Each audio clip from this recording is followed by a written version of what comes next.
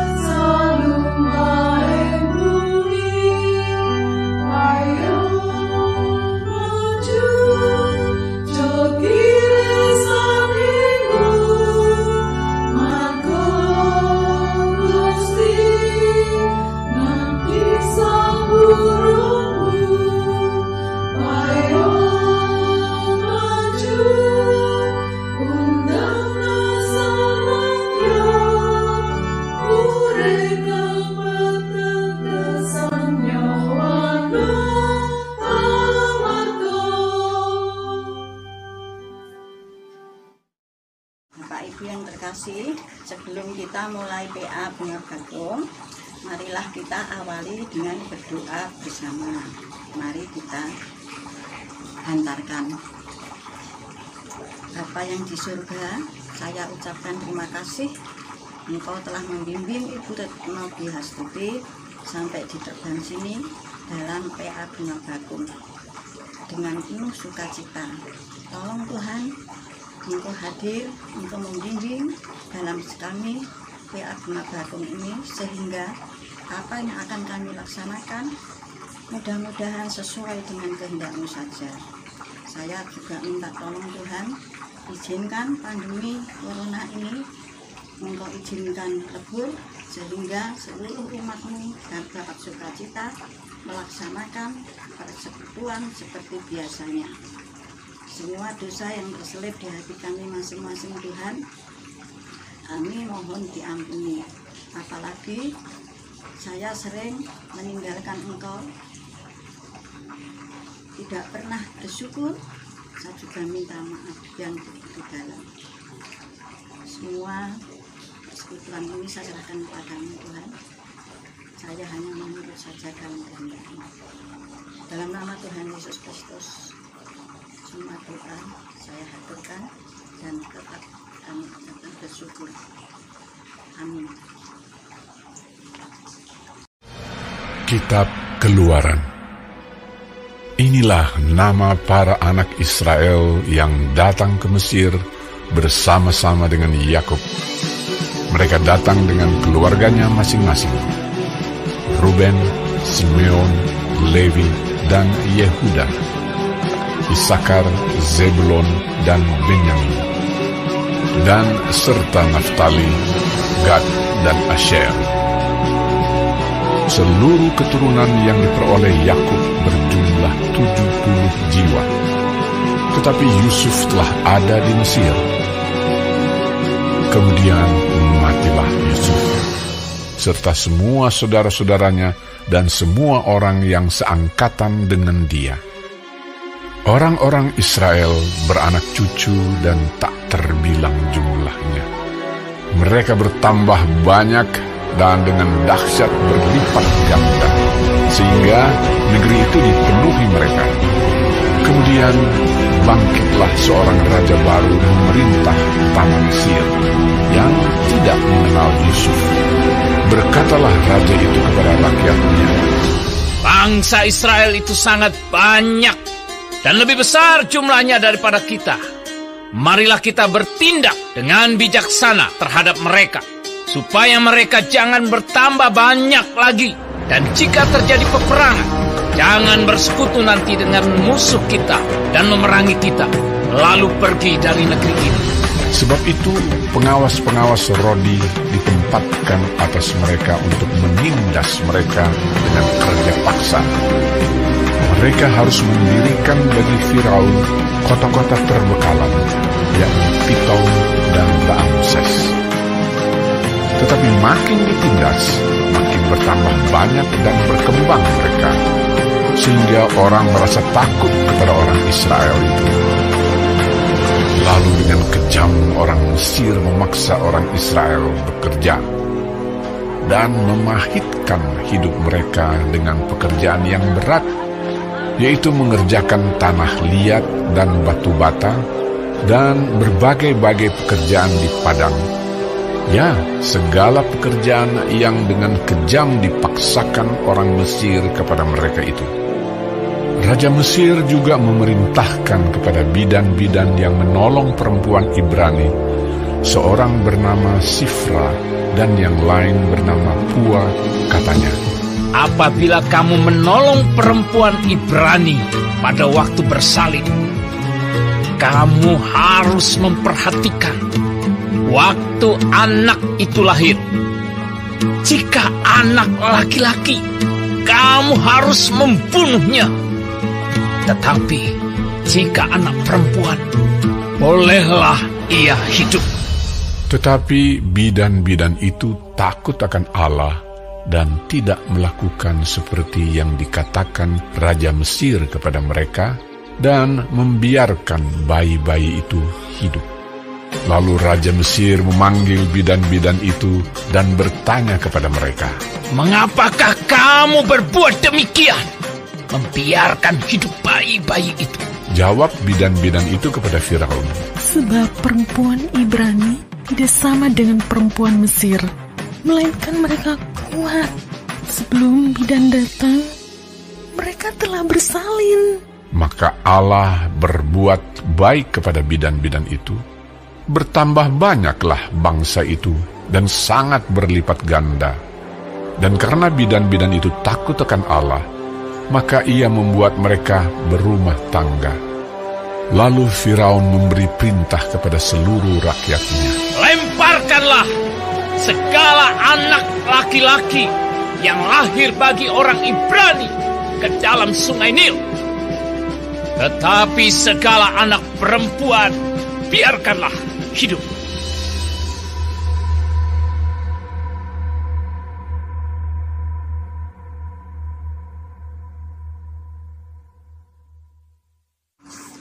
Semakin ditindas, semakin berkembang.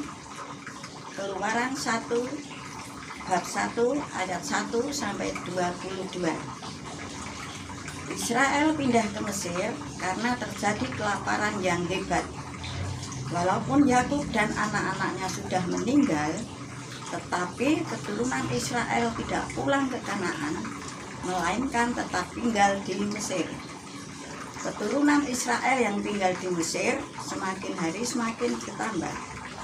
Pertambahan jumlah keturunan Israel tentu membuat raja di Mesir mengalami ketakutan. Takut jika orang Israel nantinya berkuasa atas negeri Mesir. Raja Mesir yang baru yang tidak mengenal Yusuf memerintahkan agar orang Israel ditekan dan ditindas. Pengawas Rodi ditempatkan untuk menindas orang Israel dengan cara kerja paksa, membangun kota perbekalan yang dinamai Piton dan Raamses. Kota perbekalan dapat disebut juga sebagai kota benteng. Orang Israel bekerja membangun kota benteng dengan cara ditindas dengan sangat kejam. Orang Israel harus bekerja berat, yakni mengerjakan tanah liat dan batu bata dan berbagai macam pekerjaan fisik. Fir'aun berharap ketika orang Israel bekerja dan ditindas sedemikian kejam, mereka tidak bisa berkembang dan tidak bertambah banyak. Namun yang terjadi justru sebaliknya. Semakin mereka ditindas, semakin banyak dan berkembang keturunan Israel. Melihat perkembangan jumlah orang Israel yang semakin banyak, maka Fir'aun memerintahkan kepada bidan-bidan yang menolong perempuan Ibrani dalam persalinan harus membunuh anak laki-laki yang dilahirkan. Fir'aun tidak ingin anak laki-laki Israel semakin banyak. Ia takut orang Israel memiliki kekuatan besar sehingga menguasai Mesir.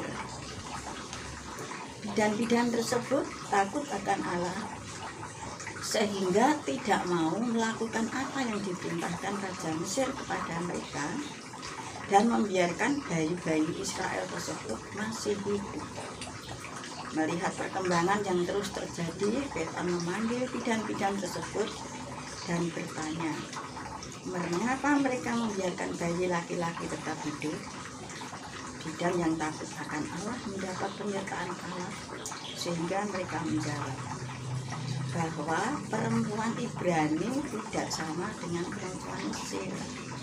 Mereka kuat sehingga sebelum bidan datang mereka telah bersalin.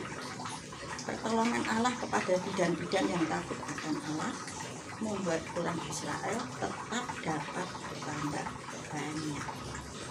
Ketakutan Fir'aun semakin menjadi sehingga ia memberi perintah bukan hanya kepada bidan tetapi kepada seluruh rakyat agar semua anak laki-laki yang lahir dari orang Ibrani maka harus dilemparkan ke sungai Nil jika anak perempuan dibiarkan hidup.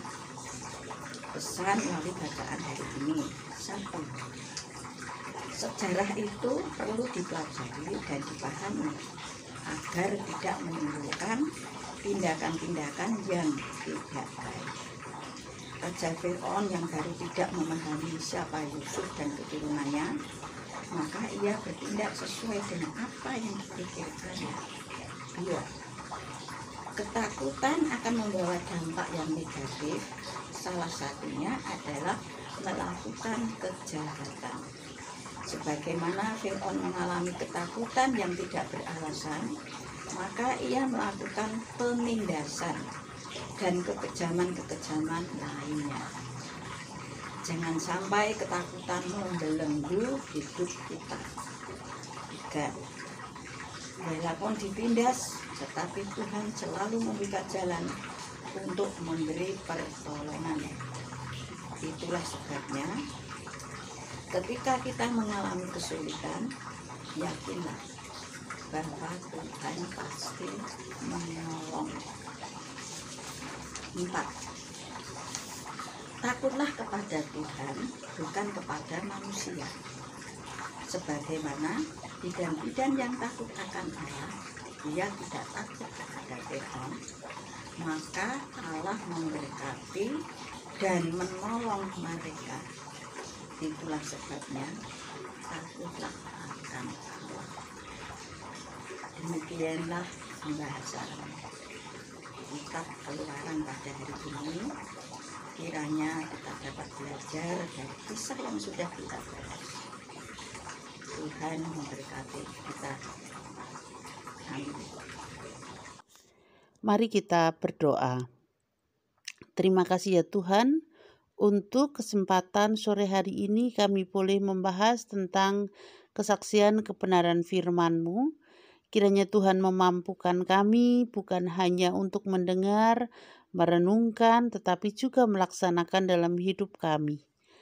Kiranya Tuhan terus menolong kami untuk kami percaya kepada Tuhan, tidak takut sebagaimana Fir'aun memiliki ketakutan yang tidak beralasan. Karena ketakutan yang tidak beralasan itu akan menimbulkan tindakan-tindakan yang tidak Tuhan kehendaki.